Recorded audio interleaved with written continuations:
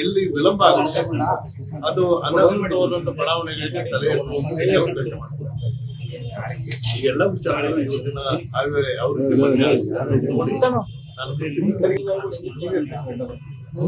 ನೋಡಿ, ಇದು ಬಹಳ ಸ್ಪಷ್ಟ. ಯಾರೋ ಕರೆ ಮಾಡ್ತಾರೆ, ಯಾರೋ ಸ್ವೀಕರಿಸ್ತಾರೆ. ಅದನ್ನ ಮುಂದುವರ್ಸ್ಕೊಂಡು ಹೋದ್ರೆ ಅದು ಅವರ ಇಚ್ಛೆ. ಇದಕ್ಕೂ ಸಾರ್ವಜನಿಕರಿಗೂ ಏನು ಸಂಬಂಧಗಳು ಇಲ್ಲ.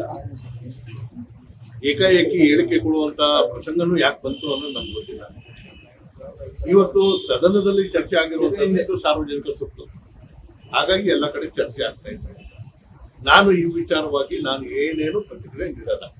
ಯಾಕಂದ್ರೆ ಮಾಡಿದ್ಯಾರೋ ಸ್ವೀಕರಿಸಿದ್ಯಾರೋ ಅವ್ರು ಮುಂದುವರ್ಸ್ಬೇಕು ಬಿಡ್ಬೇಕು ಅನ್ನೋದು ಅವ್ರು ಬಿಟ್ಟಿದ್ದು.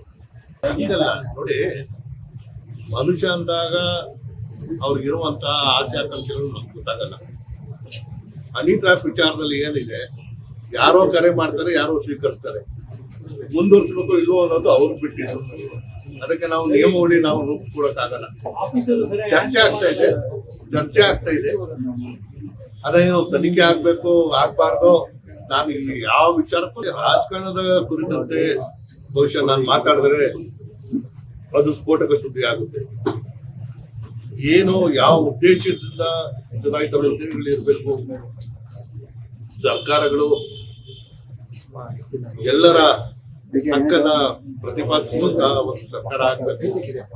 ರಾಜಕಾರಣದಲ್ಲಿ ಸೇವೆ ಅನ್ನೋದೇ ಗುರಿಯಾಗಿರ್ಬೇಕು. ಈ ಎಲ್ಲವೂ ಗುರಿ ಆಗ್ತಾ ಇರೋದ್ರಿಂದಾನೇ ನಾನು ರಾಜಕೀಯವಾಗಿ ವಿರೋಧಿ ಆಗ್ತೀನಿ ಅಂತ ಘೋಷಣೆ ಮಾಡಿದ್ದೀನಿ.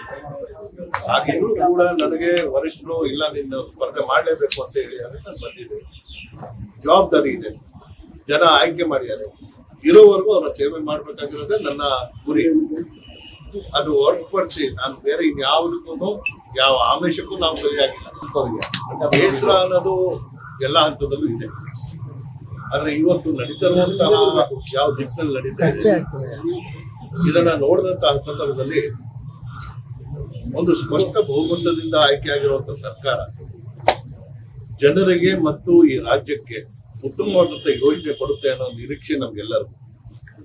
ಹಾಗಿದ್ರೂ ಕೂಡ 4,09,000 ಕೋಟಿ ಆಯವ್ಯಯ ಮಂಡನೆ ಆಗಿ ನಾವು ಅನುಷ್ಠಾನ ಮಾಡುವಂತಹ ಸಂದರ್ಭದಲ್ಲಿ, ಜನರ ಕಷ್ಟ ಕಾರ್ಪಣ್ಯಗಳಿಗೆ ಸ್ಪಂದನೆ ಮಾಡುವಂತಹ ಸಂದರ್ಭದಲ್ಲಿ ವೈಯಕ್ತಿಕವಾದಂತಹ ವಿಚಾರಗಳು ರಾಜಕೀಯಕ್ಕೆ ಬಂದಿರುವಂತದ್ದೇ ದುರಂತದ ಒಂದು ಸಂಗತಿ.